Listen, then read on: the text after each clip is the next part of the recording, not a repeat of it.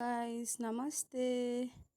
आज चाहिँ फेरि म राति यस्तो बनाउन आँटेको छु। यसको नाम चाहिँ हामीहरूले चाहिँ लाबरलिबिर भन्छ। तपाईहरूले के भन्नुहुन्छ त्यो चाहिँ मलाई थाहा छैन। अन्त हेर्नुहोस् ल, म आज यो पनि बनाएर देखाउँछु तपाईहरूलाई। यहाँ चाहिँ यसरी तेल खर्याउनु पर्छ। अन्त मैले यहाँनिर देख्न सक्नुहुन्छ हरियो खोर्सानी र प्याज काटेर राखेको छु। अब म यसलाई हाल्छु अन्त फेरि भेटौँ। यहाँ देख्न सक्नुहुन्छ मैले यसमा प्याज हालेँ। प्याज र हरियो खोर्सानी थियो, हरियो खोर्सानी र प्याज हालेको छु।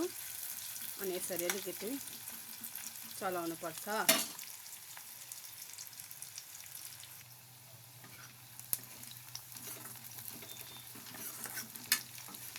मेरो प्याज चाहिँ यतिको हुँदैछ हो।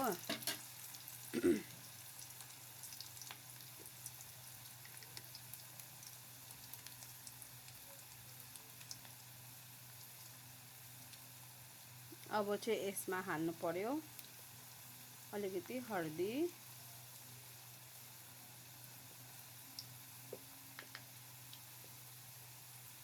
अनि हामीले चाहिँ पिरो बेसी खान्छ त्यही कारण बेसी नै हालेको तिखालाल।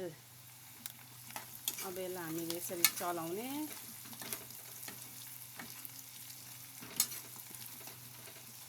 यस्तो हुन्छ। अनि अब हामी यसमा हाल्ने पास्ता मसाला।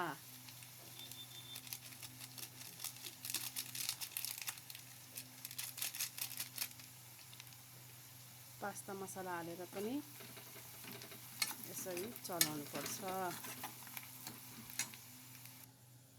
अब हाल्न आँटेको छु मैले बन्दाकोपी, जो मैले यसरी काटेर राखेको छु।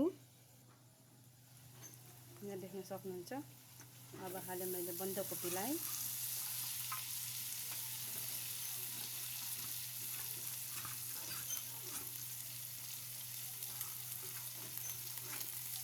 मैले चाहिँ अलरेडी यसलाई धोएरै राखेको है साथीहरू।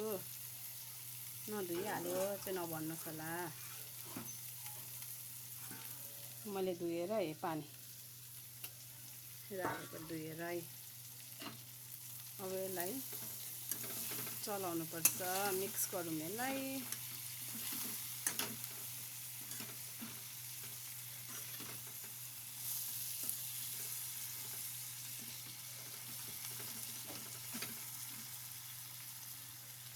म यसलाई मिक्स गरेर फेरि भेट्छु। यहाँ चाहिँ देख्न सक्नुहुन्छ कोपी चाहिँ यतिको भएको छ। अब चाहिँ हाल्नुपर्छ यसमा हामीले सोया सस,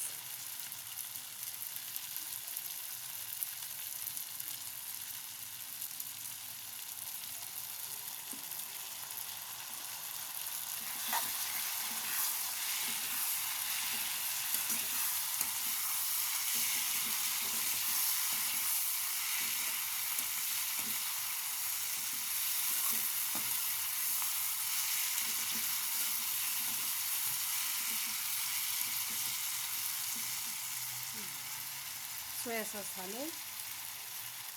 सोया सस पछि फेरि हामी हाल्छौँ अलिकति टमेटो केचप।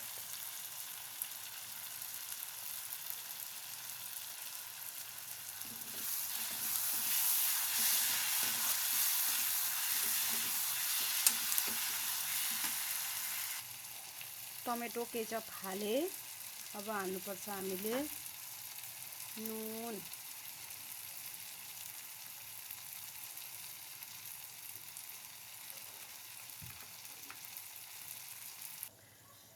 त्यहाँदेखिको यसमा हाल्नुपर्छ धनिया। धनिया चाहिँ खासमा चाहिँ फ्लेभरको लागि हालेको मैले। अनि धनिया चाहिँ तपाईहरूले भन्नुहुन्छ होला धनिया त लास्टमा हाल्नुपर्छ पाकिसकेर भनेर, तर मलाई धनिया चाहिँ काँचो काँचो मन पर्दैन।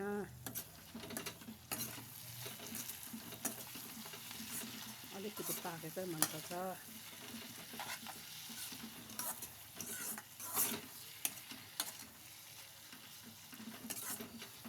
अब चाहिँ म यसलाई हाल्छु अन्त चलाउँछु मजाले। अन्त फेरि तपाईहरूलाई देखाउँछु है गाइस। हेर्नु सक्नुहुन्छ गाइस, यो चाहिँ यतिको भयो। यसलाई भन्छ लाबरलिबिर। अब यो चाहिँ खायो भने कस्तो हुन्छ होला। मैले त अलिकति टेस्ट गर्न नुन टेस्ट गरेको, तर मिठो चाहिँ मिठो भएको छ है गाइस। तपाईँहरू पनि ट्राई गर्नुहोस् होला, बनाएर खानुहोस् होला। हुन्छ गाइस, फेरि यसरी मिठो मिठो चिजहरू के नयाँ नयाँ बनाउँदै ल्याउँछु तपाईँहरूको सामनेमा। हेर्नुहोस् होला, लाइक गर्नुहोस् होला, मन पर्यो भने सेयर गर्नुहोस् होला, कमेन्ट गर्नुहोस् होला। By by guys, good night.